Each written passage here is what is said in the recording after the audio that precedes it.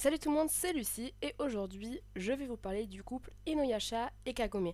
Pour ceux qui ne sont pas familiers avec ce type de vidéo, c'est un concept assez simple. Je vous explique les grandes lignes de ce couple pour que vous familiarisez ou pas ou découvrir ce petit couple. L'objectif c'est pas de vous dire dans l'épisode 365 il se passe ci, il se passe ça. Non, le but c'est vraiment d'avoir la chronologie typique de la relation et en plus évidemment vu que j'adore donner mon avis même si personne ne le demande, je vous donnerai mon avis. Donc j'espère que vous êtes prêts. Si ça vous intéresse pas, tant pis. Et pour ceux qui y restent, je vous dis c'est parti.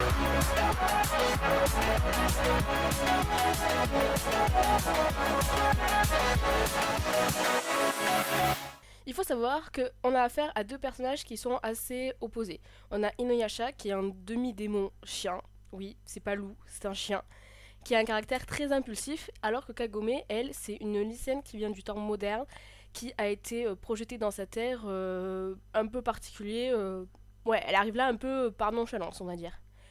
Et ce couple-là, aujourd'hui, font partie des couples les plus emblématiques des animés. En tout cas, moi je le connais depuis tellement longtemps. Alors, il faut savoir que, comme je vous disais, Kagome arrive dans ce monde un peu par inadvertance. Et donc, leur rencontre est assez bizarre et un peu marrante aussi. Parce que Kagome va voir Inuyasha totalement endormi avec une flèche dans le cœur. C'est super intelligent vu que tout le monde fait ça en règle générale. Elle va le libérer. Inuyasha c'est un démon et au début il est pas du tout, mais genre vraiment pas du tout gentil. Et donc il va lui essayer de lui voler le Shinkon no Tama, qui est donc la perle sacrée qu'elle possède. Sachez que tout l'anime tourne autour de cette histoire de perle sacrée qui permet aux démons d'avoir une force surhumaine. Comme je disais, Inuyasha pas du tout gentil. Donc vraiment ce premier échange, il est plein d'hostilité et de méfiance. Mais bon, c'est quand même le point de départ d'une relation qui est complexe, qui est remplie d'aventures, d'émotions et de conflits entre les deux. Donc les deux, Kagome et Inuyasha, se retrouvent liés par un destin commun, qui est de rassembler les éclats de perles sacrées et empêcher leur utilisation par des forces maléfiques. Pourtant, malgré leur objectif partagé, leur relation est marquée par de fréquentes disputes, souvent déclenchées par l'entêtement d'Inuyasha et aussi les insécurités de Kagome. Et en fait, c'est la présence persistante de Kikyo qui crée aussi beaucoup de conflits. Kikyo, c'est qui? C'est la première amante, amoureuse, amour d'Inuyasha. Donc oui, c'est très compliqué. Inuyasha au début, il a vraiment Kikyo dans la tête et on le sent tous à travers l'anime. Moi, je vais vous parler de l'anime parce que je n'ai pas lu les mangas.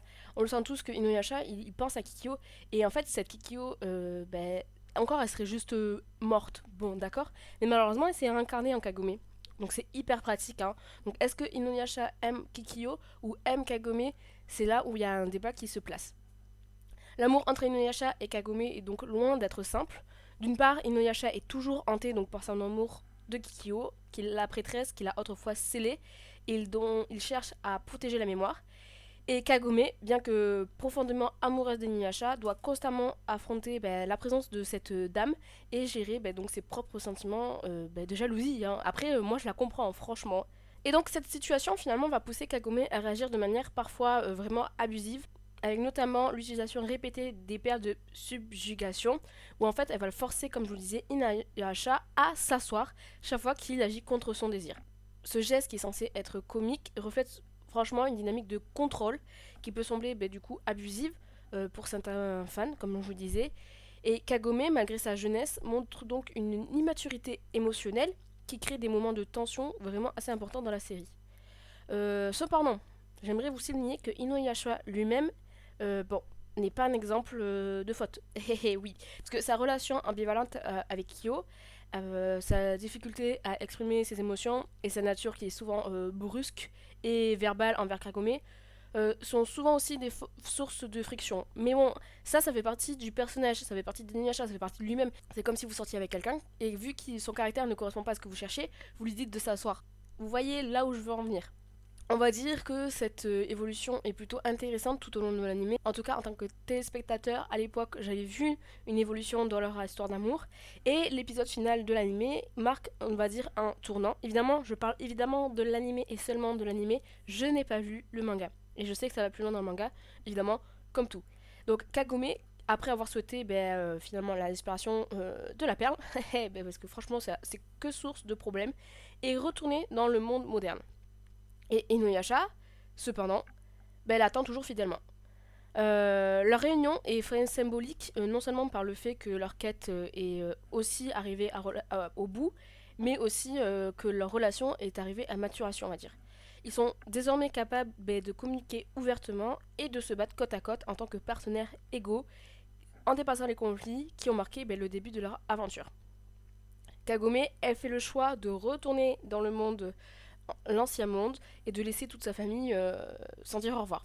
Oui, sans dire au revoir, elle a dit au revoir à personne. Je sais pas, elle doit vivre dans une famille qui est quand même hyper cool, hein, qui doit pas vraiment s'inquiéter, parce que la nana a disparu, pardon, je ne sais pas combien de temps, et personne s'inquiète. Mais bon, du coup, elle retourne dans le monde, et comme vous pouvez le savoir, ou pas, on a le droit au couple Inuyasha Kagome officiellement, car ils vont avoir un enfant qui aura le droit à son propre animé aussi, sa propre aventure, qui est aussi donc une suite, on va dire, parallèle à Inuyasha. Et du coup, voilà, ça marque officiellement le couple Inuyasha Kagome, qui est d'ailleurs très mignon.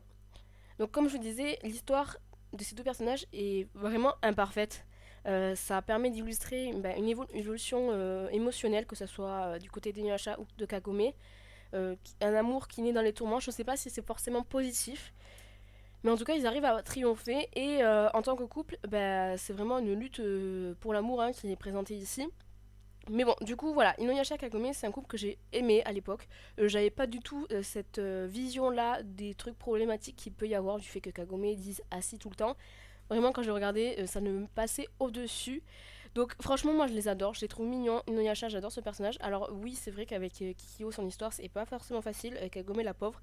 Mais Kagome, elle est pas toute blanche dans l'histoire. Franchement, il faut pas croire qu'elle n'y a rien fait et qu'elle a été mignonne tout le long. On est loin de là, même si elle est éperdument amoureuse de Inuyasha et que la fin de leur histoire est toute mignonne et que justement il y a une suite que je n'ai pas vue, que j'aimerais bien voir, notamment pour Inuyasha, même si ça tourne pas autour de lui.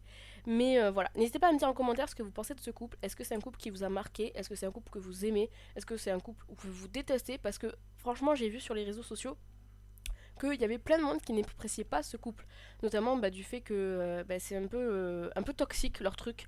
Donc je sais pas, en tout cas moi je l'aime bien et je pense que je pourrais regarder Inuyasha avec grand plaisir. En tout cas moi je vous dis à la semaine prochaine pour une nouvelle vidéo.